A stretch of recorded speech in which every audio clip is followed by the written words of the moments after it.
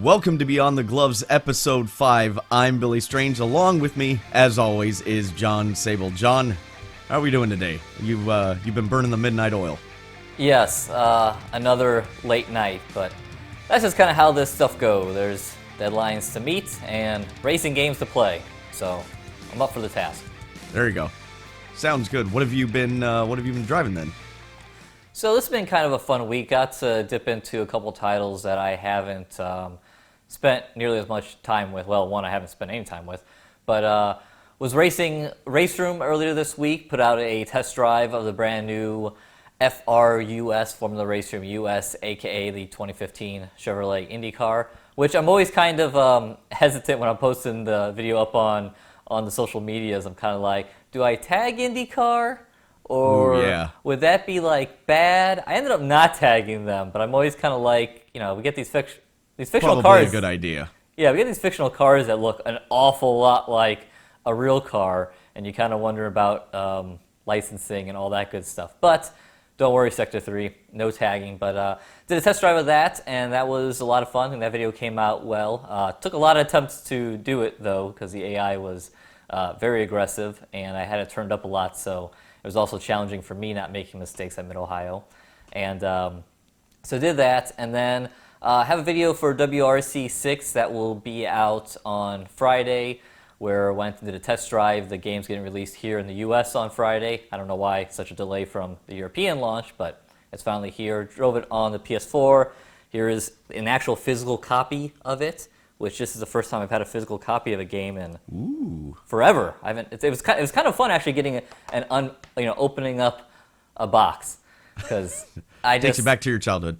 Yeah, like it's been forever. So did a test drive of that, and was actually kind of pleasantly surprised by WRC 6. I didn't think a whole lot of 5, and first time I got to drive 6 and got everything. I was going to say, had you not tried it before this? Did you not try the PC version? I hadn't tried the PC version back when we got codes, and you did that video for it. And I watched a little bit of your video, and you were kind of like, yeah, this is, this is an improvement. This isn't too shabby, and that's kind of the response I had on the PlayStation 4 version. I didn't care for the graphics they're not the best, but force feedback was actually pretty strong on the T300, and driving wise, it wasn't too bad. It was definitely a step up. So yes, that was nice. Cool. So, what have you been driving over to the past week? The only thing really of note that I was driving was the test drive we put out the other day of the Super V8, speaking of things that aren't licensed. The Super V8 around Adelaide, and that's a really fun course. I had mentioned in there that my only experience with it was, I think it was in Toka, the Pro Race Driver 2 that came out on the Xbox, and I want to say PS2. I really like that one because the V8 supercars and the DTM cars were a lot of fun in that one. And that's my only experience with it. But it is, if you wanted to make a challenging but passing opportunity driven course, I think that's a good example. Has a lot of double corners that you can set somebody up in, some hard braking zones that you can set somebody else up in, and some nice high speed areas. So that course kind of has a little bit of everything. I really like that circuit a lot. And yeah, that's really the only thing that I've been driving this week. I'm getting ready to do something in R Factor, maybe 2. I haven't decided yet. And then beyond that, I finished Titanfall 2. I finished the campaign in that the other night, so. There you go. I know, 2 games in 2 weeks, that's a big deal for me. I used to do it all the time. Now I don't hardly do it anymore. Look at you going and just getting stuff done outside of sim racing. Yeah, you got to break it up. You got do? to break it up. Okay. For me, I have music and I have all these other things that I like to do. So for me, it breaks it up some. Sure, I hear you. So. All right. Yeah. So I guess we should do the whole intro part of it now. Where Beyond the Gloves is a weekly podcast dedicated to sim racing, where both John and I pick a topic, do a deep dive, and you can be part of that conversation. Head on over to isrtv.com into the forums, where there is a Beyond the Gloves section. You can leave your comment there on the particular episode you watched, or you can give us a topic suggestion, which is actually kind of what this whole show is going to be based off of, topic suggestions from the community. So we encourage you to go over there. John, I think I'm going to start with you. Yes. So yeah, we're not, we don't by design go and grab a topic from community every week, but there was a really good one came up this week, and the topic came from our Inside Sim Racing forums from Dirty Dubs on February 10th. That's a nice name. And and also shout out to Paradox, who sent me a message there on the forums and alerted me to this. And the subject is moderate but deliberate contact acceptable in sim racing? So, Billy, let's start off with, what are your thoughts on that? Can you go and bump and rub in sim racing, or are you opposed to that? I've always treated it like I do in the real world. I try not to make contact unless I feel there's a need. If somebody's being really pesky about, it's kind of a two-way street, right? I try to give people, when they poke their nose in there, give them enough room. If it's in the beginning or the middle of the race, there's no reason to get tangled up if somebody is that much faster. But I kind of expect the same in return. If I'm quite a bit quicker than you and I'm on your tail for 2 or 3 laps, you better get ready, because I'm going to start getting aggressive and trying to, force the issue if I can get close enough. I've always held the belief that if you bump or, kind of rub fenders, hopefully you don't do that in open wheel cars too much. If you don't knock somebody off of the racing surface or spin them out or something like that, or knock them into a wall, I think no harm, no foul. But if you send them off flying off the track, if they hit, if they end up causing an accident because of the contact you had, if you hit the fence, that's a no-go. And in sim racing, I always tend to be a little bit more cautious and courteous too, because I know we're dealing with more factors than in the real world. So on one hand, in the real world, you want to be a little cautious, not too much, but being cautious helps prevent injury and or really bad money problems. In sim racing, we have the whole internet to deal with, connection issues. So I always try to give a little more room. If I end up bumping somebody on purpose and it gets them all squirrely or out of shape and they end up having an off or something like that, I will actually pull over and stop and wait for them, as long as they're not too badly damaged and they can continue, because I don't want to race like that, and I don't want to be raced like that. Coming down to the last lap, I think you can get a little more aggressive, but still, I don't believe in anything that would cause them to go off the track. What do you think? Yeah, I think I kind of fall, similar to that opinion. For me, it kind of goes down 2 pathways, and mentally how I approach contact in sim racing. Is it online or offline? Offline against AI, I don't mind giving the bumper to. Like, I doesn't, I feel like I find myself being more aggressive and more likely to go and make some contact. Now, I'm not trying to turn people, or in this case AI, but to rub on the bumper a little bit and try to help push them out of the way if they're slowing me down or what have you. I don't mind doing that. Now, online is kind of the exact opposite. So even though, like you were saying, some people will go and you'll see like bump and runs, stuff like that, especially like in NASCAR in the real world. When I used to run a lot of the oval type stuff in iRacing, I always really tried my best to give space, just because of, like you're saying, dealing with the internet and things like netcode, where those boundaries around the car aren't necessarily always quite at where your car is actually at. You can sometimes you can go and watch a replay and you got into someone and you never touched them according to the replay, but going off of how the cars are designed and all that kind of stuff in netcode, you did touch them. So when I race online, I always try to give a little extra space, and I really don't think I've ever purposely tried to go and like, bump someone or rough them out of the way. It's always just try to, if I'm faster than them, get behind them and try to have them make a mistake.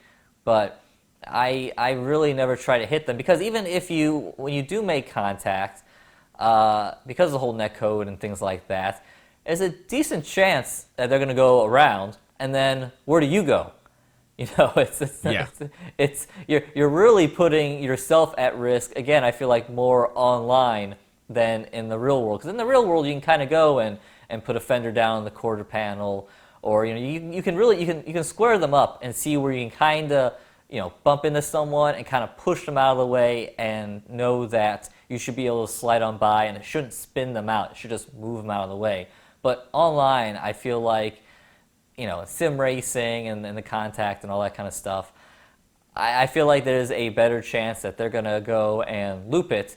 And more times than not, I feel like they spin out right in front of you, and then you just run into them, and now you've ruined both of you guys' races. So, yeah, for me, it's a different approach depending if I'm racing AI or racing real people. Do you find that you race differently oval versus road course when it comes to that kind of aggression? I don't think so. I mean, it's been so long since I've raced AI on the oval. Kind of these days with iRacing kind of being the only game in town when it comes to oval racing. And I haven't played the most recent NASCAR Heat Evolution titles. You're So not missing anything. so I heard Sorry. exactly. Well, I'm sorry. Well, when I fired up on the PC and it wouldn't let me put two input devices in, I was like, well, I guess this is as far as I'm going. Right. But anyway, off that subject. But yeah, I feel like road course racing, oval racing online, it's more or less I do take the same approach. It is try to worry them, but not risking getting into them, and especially more on the on the road course side. A lot of times I'm driving, I drive open wheel cars, and going and touching someone with a wing isn't doing you any good. So yeah, I feel like it's the same for both. Okay. I feel like, well, I feel like there's different levels for me. When I race sprint cars, they're open wheel, but you had to be really aggressive. So you learned how to, as Paul Tracy liked to put it, use the chrome horn. Yes. And if you're being a jerk, I was going to say something else, but if you're in my way, and I've showed you that I am faster than you are, and you're still trying to hold me up, be prepared, because I will move you. Because I often in the beginning, I lost a lot of positions or didn't gain enough positions because I wasn't aggressive enough. And when I finally got a crew chief that just told me, that is your spot. You take it. That is yours. It is their problem, not yours. That is your spot. You take that spot. And so while I never wrecked anybody on purpose. I don't even think I spun anybody out, actually. But I did have contact. I've taken spots more aggressively, and sometimes it doesn't result well for them. That being said, like I said, it was never intentional. It was never on purpose. And I mean, there were races I'd run, 15 laps side by side with somebody, and we never touched wheels. So there's a fine line, and you're trying to be as fast as possible, and I think you can push that envelope further in sim racing where you don't have the repercussion of money or bodily injury, so we test those limits further. I find that I am more aggressive on oval than I am road courses. Oval, I tend to feel like well, see, it just depends, because if you're like on a super speedway, touching somebody at 200 miles an hour in the turn, that's probably not going to end well. But if you're at Martinsville, a little bumper touch going in or in the center of the turn, that's probably not going to do a whole lot. Hopefully. But yeah, you hope. But then, like you said, if you're running, an open wheel car with wings and stuff, you definitely don't want to touch at all. Then, well, the Super V8 and Automobilista was a good example. I had a couple bumper tags, and those were completely unintentional. Just timing it wrong and not expecting them to slow down or do what they did. So that's a tough one. As a whole, this is going to make me sound. I've really made myself sound like a jerk when I race. As a whole, I really try not to have contact. That's not what I'm not saying. I advocate like hitting people while they run. But if something's on the line, I don't know. I'm not sure. Yeah, I do agree with you there. If it's getting down towards the end, I do think a little more aggression is allowed. Like I know back when I ran a lot of the super speedways and iRacing, running Daytona, had some races that came down to coming off turn 4, and I was pushing the guy in front of me. Now, there you're able to push a little bit more in that form of racing. But yeah, towards the end you got to push. And I remember one instance very clearly where I had an amazing race, and come off turn 4, I went and pushed someone on the high side, and I thought I hit him pretty squarely, and they wrecked, and then I got yelled at. So, checkers or wreckers, baby. Got to go for it. Yeah, it's something. It was something I had to learn in real life. And then I transferred it when I went to do the road racing on karts, and I'm way more aggressive than 90% of the people on the big road courses. On the standard karting tracks, those guys are really aggressive to begin with, but on the big road courses, I was much more aggressive. I never touched anybody to make a pass, but I definitely would. If there was a gap, I took it. And if I had to pass somebody going sideways, I'd do it. So like I said, I don't want to advocate punting people off the track or anything like that. That's not what I'm saying. But I agree. If you're coming down to the checkers, and especially like if it's something big, if it's a big sim race for you or whatever, maybe you're going for your first win, I can understand. I would consider that just racing. I don't know what other people would consider that, but if you guys are just racing and banging fenders and you end up spinning out, hey, it sucks. I mean, you're not going to be happy about it, but you're everybody's trying to win. And if you're not trying to win, then really, I guess, what are you doing? You're just driving. Sure. I don't know. No, exactly. Yeah. No, I mean, I'll put a bow on this topic with this. I think, sim racing, I think for the most part does reflect the unsaid rules of real world racing, where you should go out there, try not to hit each other. If a little bit of swapping of paint happens, but it's minor and everyone's able to keep going, for the most part it's okay. If it's getting down towards the end of the race, it's more acceptable. But I add the caveat that with sim racing, when you're doing something like online racing, because of the complexity of racing people, someone from possibly the other side of the world, and your internet connection, their internet connection, et cetera, servers, that I think you do got to give almost another level of being careful and maybe questioning putting a little bit of a bumper to someone that in the real world totally get away with, would totally be fine, fall within these unsaid rules of how you should race someone. But when it's online and dealing with technology, maybe we should be a little bit more careful and give it a second thought. So yeah, that's kind of my thought on the topic. Yeah, I would agree. Online, give yourself a buffer zone. Yep. I would agree with that. Like I said, I've painted myself into sounding like this jerkish, put people in the fence to win kind of thing, and that's not how I drive. But I mean, if you chop across my nose, I'm going to turn you. There we go. There. I want that bumper sticker. Cut across my nose and I'll turn you. There you go. That's a good one. Yeah, hey, we gotta get that painted on the back of a car. Or inside sim racing bumper sticker.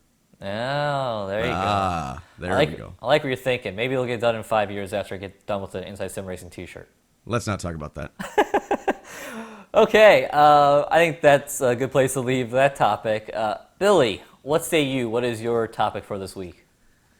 All right. Well, again, this topic comes from the community. I'm reading off the tablet now. So on our Project Cars 2 and GTR 3 discussion, there was a decent amount of talk of the AI.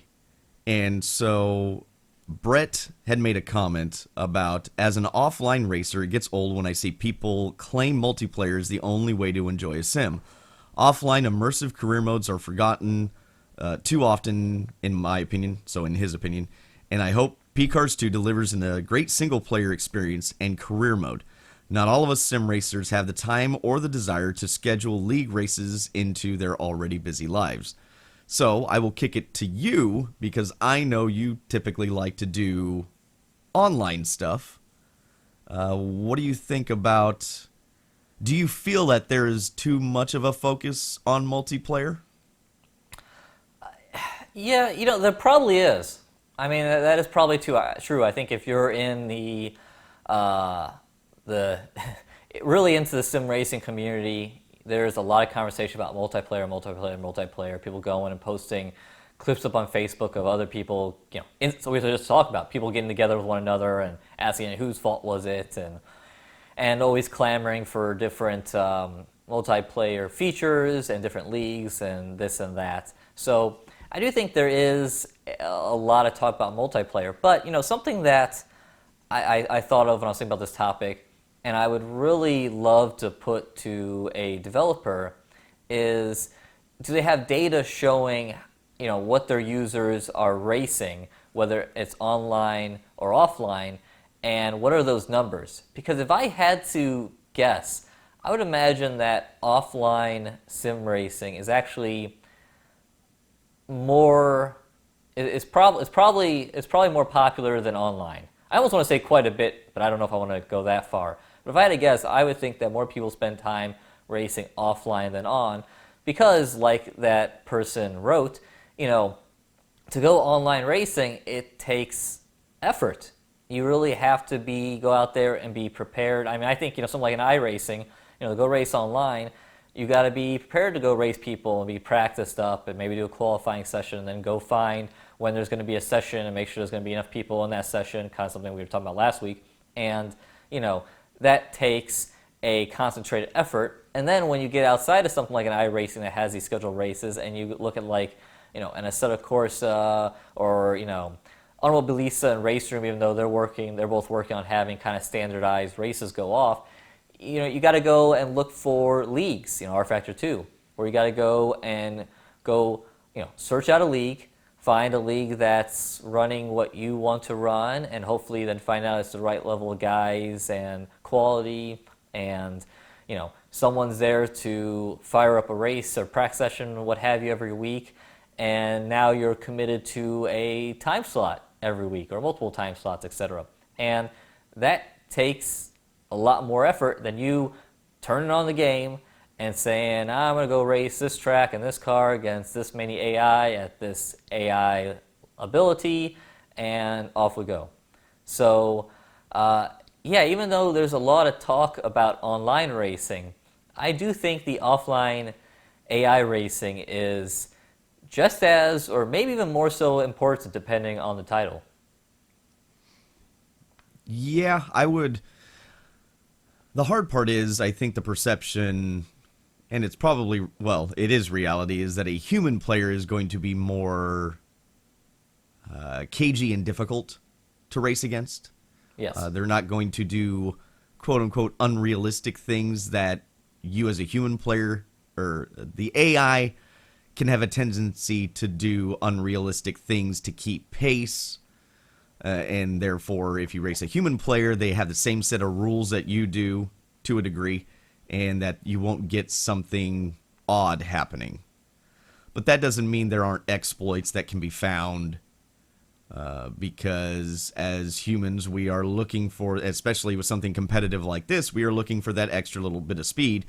And you have, compared to real racing, you have an infinite amount of time, in my opinion, to find those limits and loopholes and exploits. So then it becomes a race of who can find those the quickest.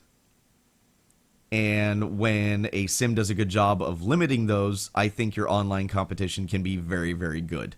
I think you can have really great races, but I would argue that I think you can have really good races with good AI that is programmed well, and it takes a little bit of time to figure out how to tune that AI so that you can get your best racing experience with them. I remember one of the developers at Kunos saying that in Assetto Corsa, and this was months ago, so it may have changed by now, but months ago, people were complaining a little bit about, why do you care about AI? Why do you keep trying to develop AI? And the statement was made that more than 50% of their player base uses the AI.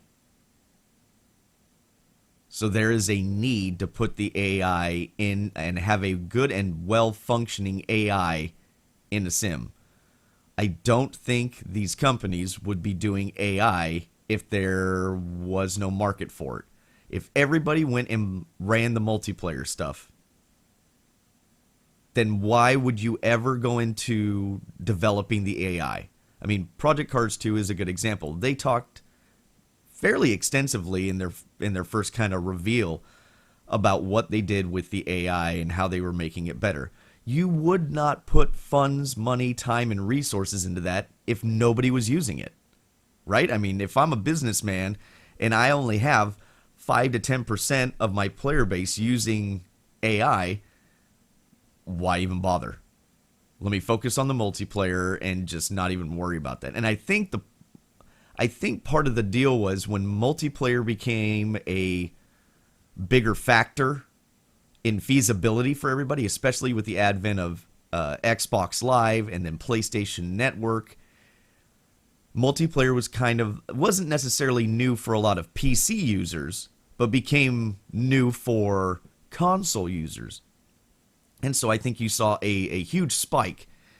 And you saw for all the way up really until the beginning of this generation, multiplayer became a really big focus. Like, they were really starting to drop. You saw the MOBAs and some of these other really heavily focused multiplayer games come about, and all of a sudden we've had a shift. If you notice there, well, not that you would notice, but I play other games, so Bethesda actually has been on the forefront of producing a lot of single-player narrative-driven games, and they seem to be making a resurgence. And when the Xbox decided to say, it needs, when their first idea was that they were going to make this online console, people kind of threw a fit that they couldn't play offline.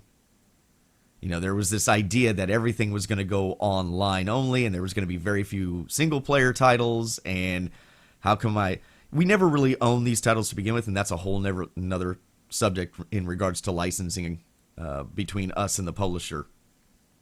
But I think there was a huge groundswell with multiplayer, and I think rightfully so.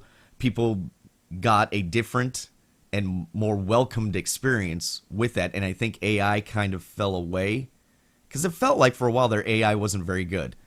No, it wasn't. And then recently it seems like there's been a larger focus on AI, and myself, I like playing offline. I like racing against the AI. I enjoy racing multiplayer stuff. There was a lot of headaches that I didn't want to deal with when I tried racing multiplayer before that I just didn't care for. People whining and crying and swearing and doing all this kind of garbage. I don't want to hear it. It's distracting. What I always equated it to my real world experience. When I'm in the car, it's just me. I don't hear all this other garbage. So that always was kind of a turnoff for me. But it's necessary. I think, part of the social activity of playing online is that you develop friendships with these people and communities, and I think that is a really good idea. I feel like if you're going to put, I think I've said this before, if you're going to put AI into a title, you better get it worked out, and it better be really good. Otherwise, you're wasting your time. Because if it's in there, people are going to try it. And the same thing goes for multiplayer. If you're putting multiplayer in your game, you better make it good. You better have your net code sorted out. You better have all that good. Otherwise, people are not going to have a good experience. Well, and that was something I was thinking about earlier. You know, it's a really tough catch-22 for the developers because other than iRacing, which has said we are multiplayer only, and you know, for the record, I think over the years people have asked, why don't you add AI? And I've always thought that is the dumbest idea. It would be the greatest waste of time. So I think what iRacing does with online only really works, and why mess with that formula? But for I could make an argument for going the other way, but sure. okay, well, I can call you dumb too. But anyway, Fair enough. there's but every other title, there's an expectation that not only do you have to have good AI, but then you got to go and have good multiplayer, infrastructure set up, and that is a lot of pressure because independently, they both seem to take a lot of work. I'd be curious. Another question I would love to ask the developer is, what's more work? Is it more work developing a good AI, or is it more work developing a robust multiplayer system like you were saying that doesn't have exploits and is just well polished and is a good running system? What takes more work? Because I have to imagine both take a lot of work. To jump in real quick, I have heard from several developers that developing AI is much more difficult. I could see that. Having a good functioning AI is I mean, unless we get somebody on here that tells us differently from what I've heard and read, developing AI nowadays is much more time consuming. Yeah. Well, I mean, the joke we always have, when we do like the weekly show and we read the news, it's if there's a new update, what's in that update? AI improvements. Every single time, it's always in there because it's just like it's never ending. I think Ian Bell, they were at Slightly Mad Studios and Project Cars. He had a really interesting statement when Project Cars 2 was announced about a month ago, and I think maybe it was during that Q&A session over at GT Planet's forums, where he talked about multiplayer, and he's like, he said multiplayer is never going to be perfect, or not AI. AI. He said AI is never going to be perfect. The idea is just get it, close enough that universally it's accepted, and that's what we're striving for. And so, when you're chasing something that can never be quite perfect, which I know that argument can be made about, almost anything in simulations, but I think it applies really well to AI. That makes for a very tough task, and I feel for the developers.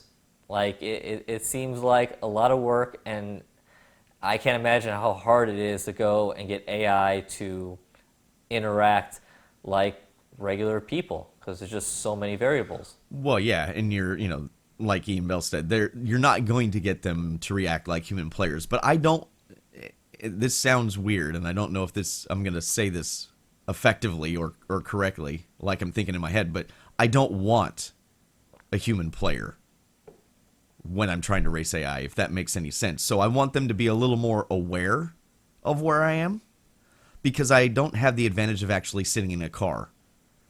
Sure. There are people that have triple screens in VR, but I would say the majority of users don't have that. So I need the AI to be slightly more aware than a human player. And some people think that's just too easy and not right. But in my experience, it makes for a more enjoyable race when they're just a little more aware. When they have that, you stick your nose in there. If you dive bomb the car, they can't react fast enough. That's just going to happen. But if you're on their quarter panel and you stay there and then you go into a turn where a human player might not know you're there or try to, kind of squeeze you out, I would like it if, not wanting the AI to roll over and give me the spot, but just give me enough room to make the corner. So yeah. I have a different expectation of AI than I do a human racer. If that, I don't know if that makes sense. No, I think that does make sense, and I totally agree with it. What was interesting, I said at the top of the show, running the IndyCar in race room, and doing a whole bunch of different races. It was fascinating seeing how the AI reacted. Sometimes I thought they were very impressive, where there was a good awareness where they would go and move offline because I was there, and if I go and I dive underneath them, they give me space, or go into a corner and they wouldn't just come and hit me. But there were other times. There was one time, multiple times, but there was some times Probably, where, yeah. yeah, where I went into the corner and I broke, pretty much braked where I should have been, and I was passing them, and I was on the inside and clearing them by, their nose was barely alongside me, and they just, rammed me and wrecked me. And I had a time in the video where I was going down essentially the backstretch there at Mid Ohio with the right hand kink in it, and I was inside of a car, and it hit me twice. And then I did the same move a couple laps later on the second place car, and it didn't touch me. So, Right. it's got to be so hard. But I will say, something else that I found interesting, that race room race that really impressed me. I was watching a replay after, and just watching the AI race each other and the way the Isn't that field cool? just looked. Like, it looked great. Like, at the beginning of the race, like the top four were 2x2 going off into turn 3, the uphill turn 3, and then downhill turn 4 there. And it looked just like how the Indy cars in the real world look. It was Yeah. awesome. And then I was looking through the field, and there was some bunches of cars, and then there was a nice little gap, and some cars, running this line or the other line. Because a lot of times you watch AI, and they are guilty of just, it's a train. Well, it's the GT syndrome, right? Where they Yeah. follow that predetermined line, and Yes. it doesn't matter really if there's another car in the way. They're just going to move it over, or do whatever. Exactly. So to see that not happening, I mean, it's impressive. Like I said, it wasn't, clearly from my experience there in race room, it wasn't perfect, but there were some things in there that I found immensely impressive. So, yeah, it is tough. Yeah, I ran into the same thing with doing the AMS video for the Super V8s. I did some test races trying to get the AI worked out, and it was pretty cool watching them battle. I mean, they're in front of me, and they're swapping positions, and a couple times they're leaning on each other going through the corner, and that's pretty cool. I mean, that's really, just think, like, I can remember going back in the day, we could go really far back and go to the NES days. But even if you just went to like the PlayStation era, and the AI in that compared to years later, even just a handful of years later, because I wasn't NASCAR 2003 kind of touted for their AI, like how good their AI was in that game. Yeah, that game had pretty decent AI. Yeah, so that one's one that I hear is really good. And then there's other ones along the way that have been really good with their AI. R Factor 2 does really well with their AI as well, I think. So it's impressive when you see these. I mean, when they defend, if you have I guess it's more interesting to me that when you include AI now, that standards aren't met. This is slight sidebar, but the aggression slider, the variables that you need for the AI to function how you would like them to function, I don't know why that isn't standard throughout every sim racing title now. Not just how hard are they? Can I have them turn fast laps, but I need them to tone down their aggression with this style of car because they're just, for a Formula car, they're peeling wings off and stuff. Versus maybe like a touring car, like a British touring car or something, where, okay, yeah, we can rub fenders and we can push bumpers around. I don't know why that isn't more universal.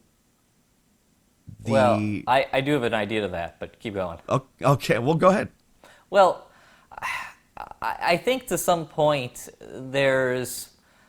I've talked about this with other things. I think back to Project Cars and the force feedback sliders. There were just a ton of them. It didn't make any sense. And then on the hardware side, I reviewed the Hori Racing Wheel Apex for PlayStation 4, cheaper $100 non-force feedback wheel, and it had, when I first booted it up, it was like, this is junk. I mean, it was the dead zone was a mile wide. And then I found it had all these different tuning settings. And once you got it tuned in, it was fine. Eliminated the dead zone, and actually was pretty decent for what it is. And I put out in the video, I'm like, why are these settings there? Why doesn't it just show up right from the factory? And I kind of have a similar feeling about aggression in sim racing, in that I think it's another variable where I'm sure it's hard to dial in each, if it's a scale of 1 to 10, each of them to run really well. So just, go to a level set it at a level that makes sense, like a 7, where, they're not running you over, but they got to keep you honest. You can't go and break. Why couldn't you have both though? Why? I think it creates more work. But what if you had it set at 7, right? This is the developer's idea of what the best aggression setting is per percentage. Yeah. But I'm all about choice. Why can't you still have, if you wanted to go in there, why can't you still have those options for you to still fine tune it?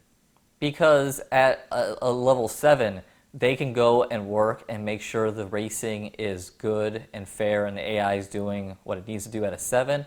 Where if you have that option, now they got to go and they have to design it for 10 different instances, and now you spread yourself thin, and But they're already doing that.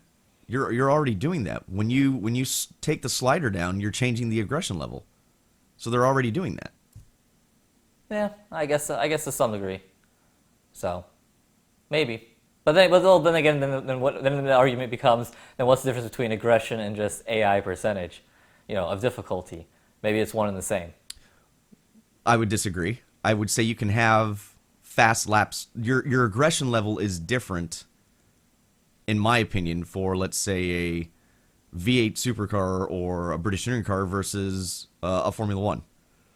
You can't have those guys bump wheels. And if you give a stock setting on aggression, then you get that same aggression where they can bump fenders, but then they end up, see what I'm saying? They still have to program it differently. So why not make it so where you can determine, yes, I want them to turn really fast laps, but I want them to only make overtakes and block me when they are really sure they can. Or you can dial it up where I want V8 supercars to turn really fast laps, and I want these guys to dive bomb me because we can take a little more fender rubbing.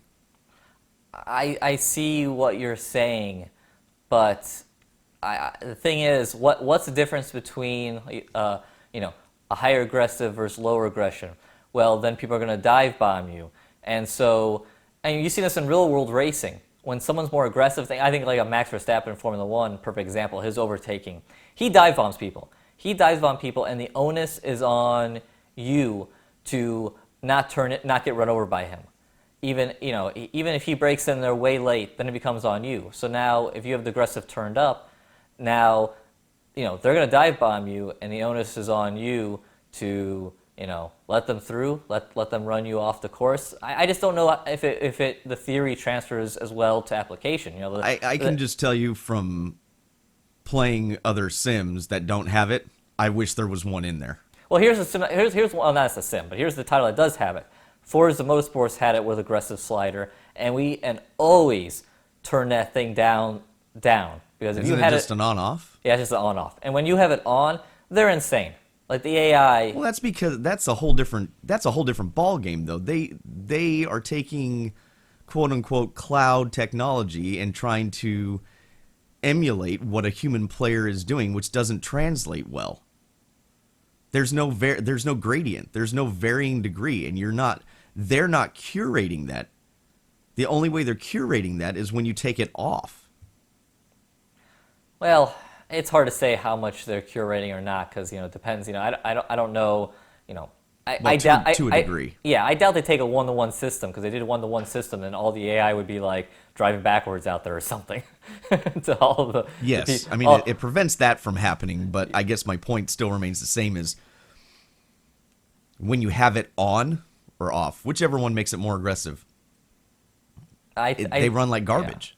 Yeah. Yes. Yeah. So I don't know. What are we arguing about? I don't know. We'll call this the tangential podcast. But anyway, you want aggressive sliders as more options for your AI experience. Yeah, I guess just to circle it back around, I guess that's why it makes AI more difficult to program. I think because you have varying degrees of what people think an AI should do. I mean, a great example was what we were just talking about.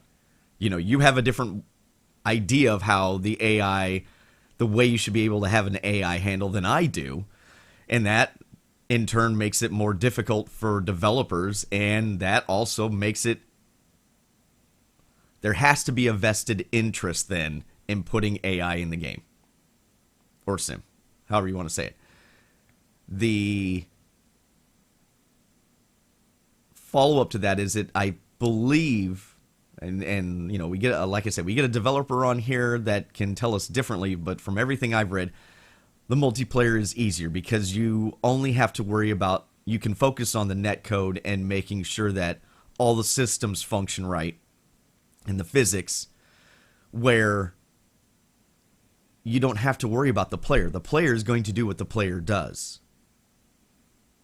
So again, I think it's maybe perceived on our end, because iRacing is probably a high benchmark.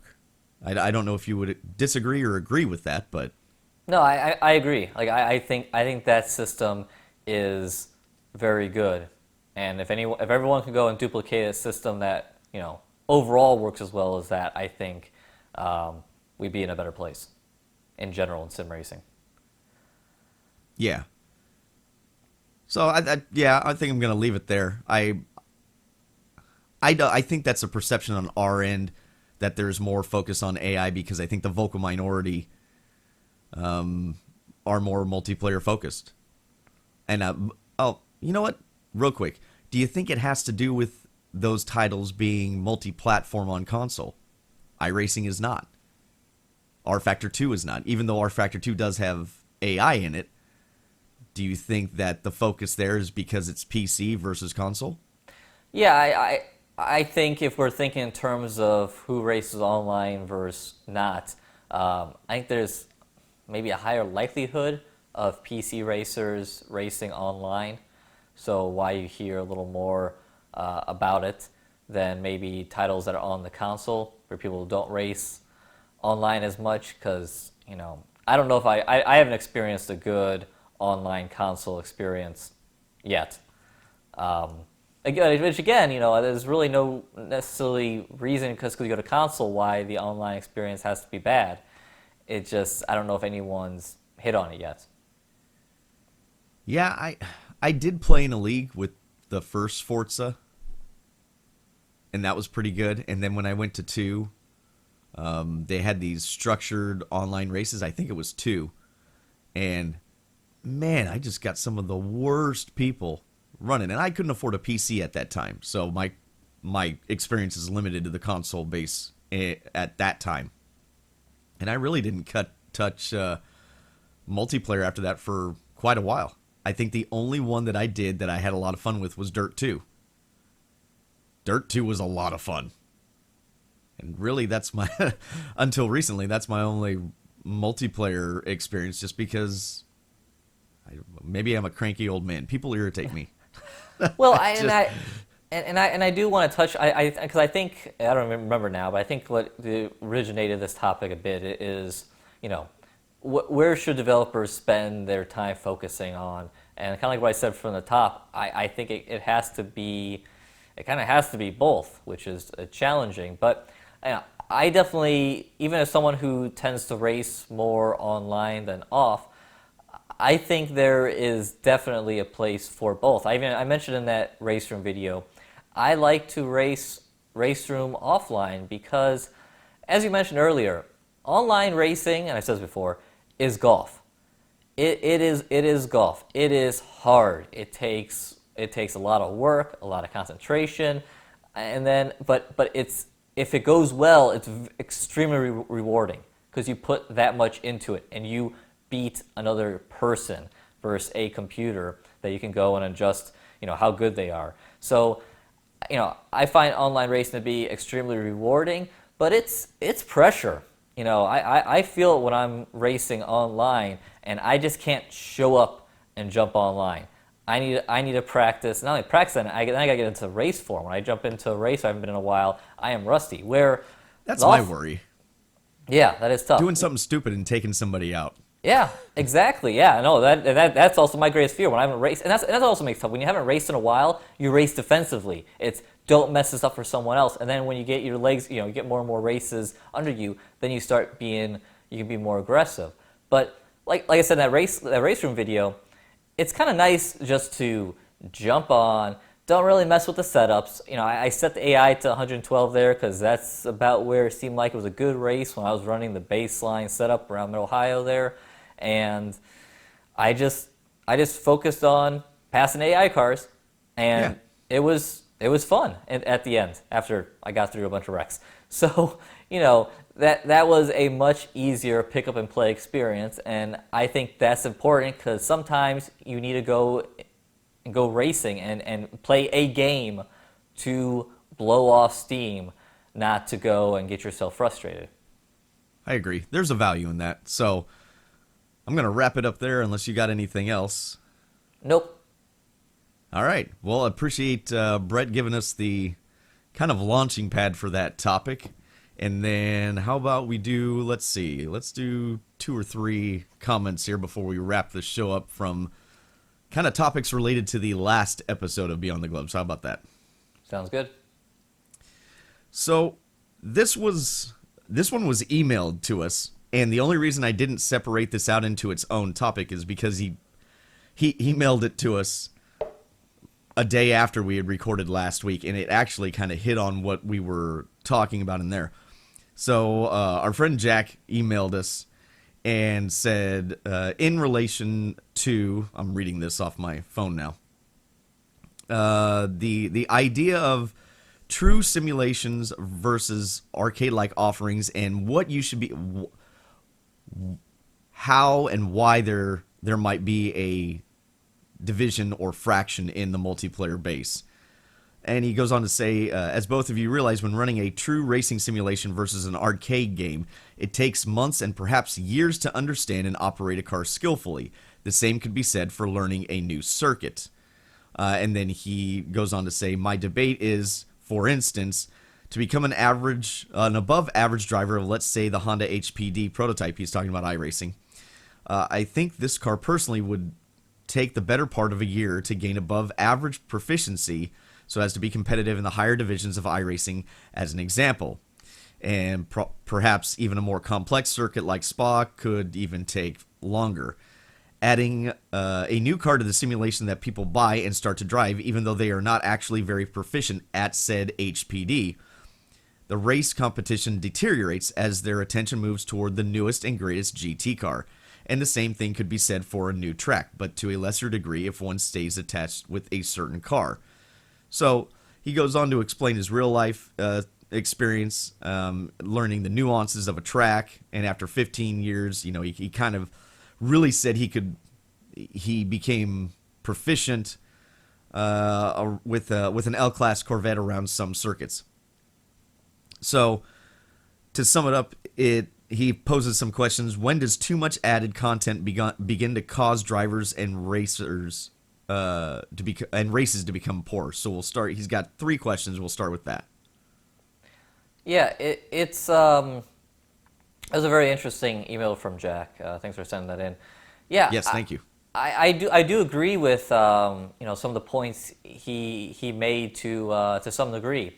I always kind of look at amazement when we have fans that watch the show, and it's clear that they go and they race like all the sim racing titles, and it's kind of like this is my full-time gig, and I struggle to go and to get to all the titles because there's just so much content out there, and when you're constantly bouncing around, you're kind of jack of all trades, master of none.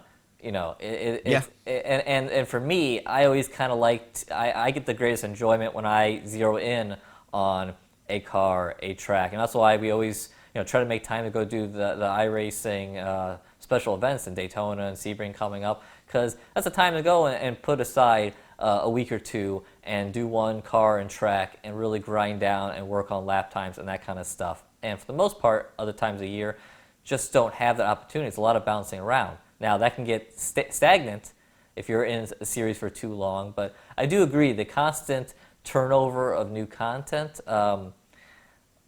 it might be more of it might be a negative at a certain a point. I think it's more of a free market thing. The market will decide what is better and what isn't. But I do agree that that does help fracture things. I am exactly the opposite because, and I understand why people would stick to one thing. You know, that makes sense. If you want to get really good at something, you stick to that one thing. I, on the other hand, don't care.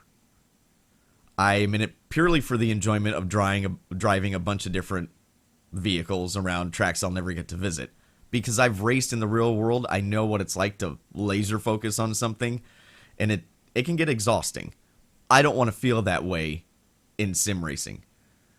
So there's two different mentalities. I totally get laser focusing when you're coming up for a big race and that's all you're doing in sim racing. I get it. I'm just not like that. I find enjoyment hopping around to different sims. That's why I know I'm never going to be like the world champion at everything. I would have to stop playing everything else and focus on that one thing. I don't know if I really want to do that. So I understand the points. It's good points too. He's not making invalid points at all. It's just I am not that way. And even to the real world thing, it didn't take me that long to adapt to the kart. I'd never raced a kart before, but I had raced sprint cars before that. So adapting to a kart on a big road course, I've never shifted before, competitively.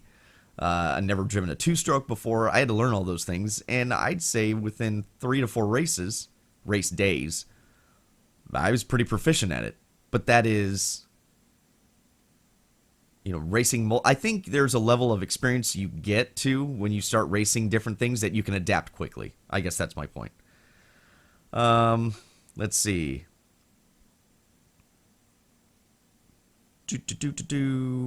One other thing. Should true simulations such as iRacing and others limit their adding new content? Kind of piggybacking off of that, and we'll leave that as his last kind of question statement. Do you think they should be limiting the content that they put on the site? I think they should be, kind of going off what we talked about last week, they should be aware of, how much stuff they're pumping out there and what impact it has. I don't know if it's really limiting, but, if you're going and you're throwing a whole bunch of new series out there that are going to be very disruptive because everyone jumps to a new series or a bunch of new cars. I think it depends. In iRacing, when they put out a new car, it's a big deal, and then you see a big shift in an attention span to those new cars. You see a sort of course that just released like 30 Porsches, and I don't know, I didn't see any kind of like, unintended consequences of releasing new cars there. It seemed like it was just all positive, and now, so of course, just get some tracks out. We'll be in good shape. So, right. I don't know. It's situational. I think sometimes it can be a bad thing, but I think it's kind of few and far between.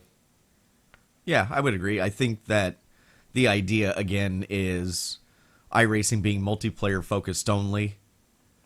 I think it's a bigger deal when they release a circuit or a car, and then pardon me, and then something like Assetto Corsa, where you can offline race.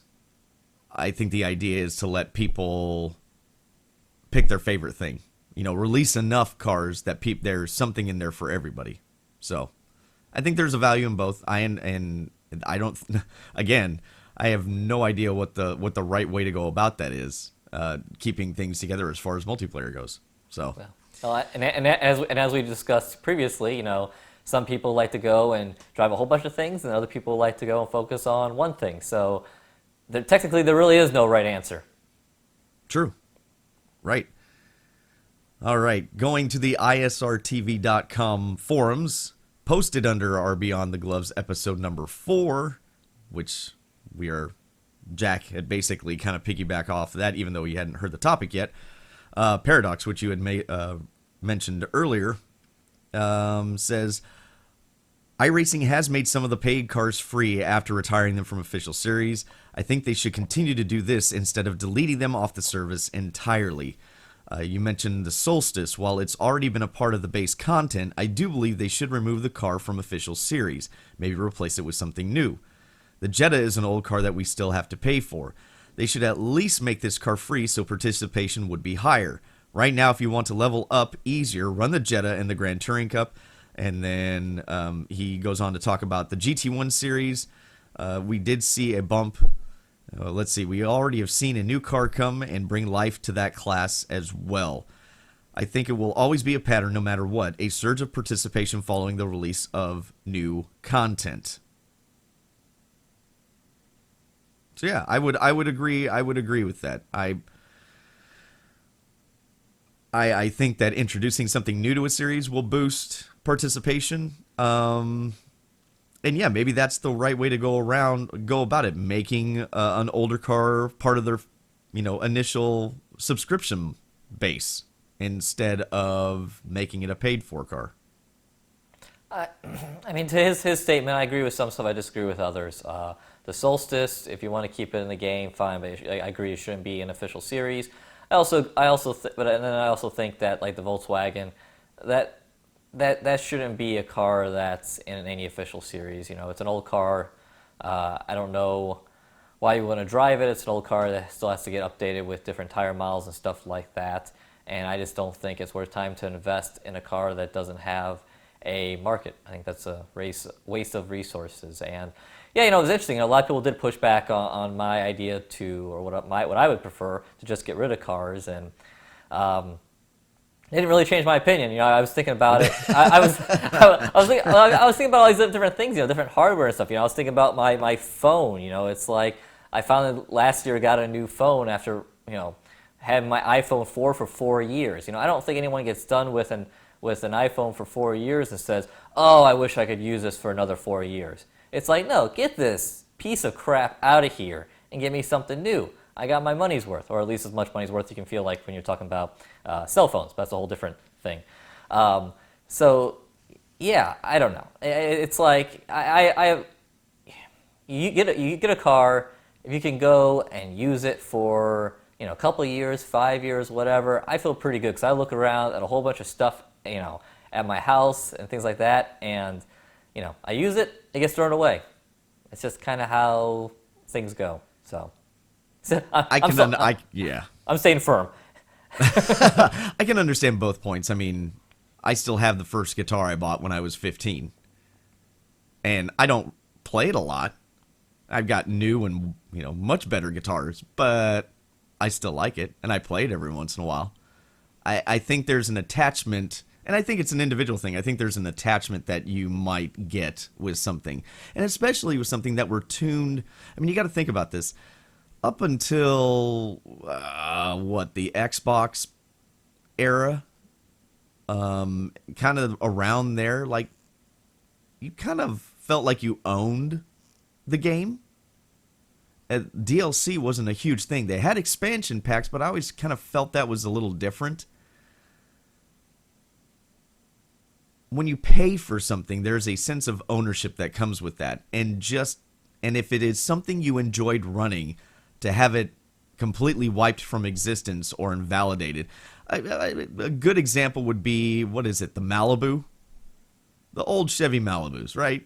The Novas. Nobody... They were very rare.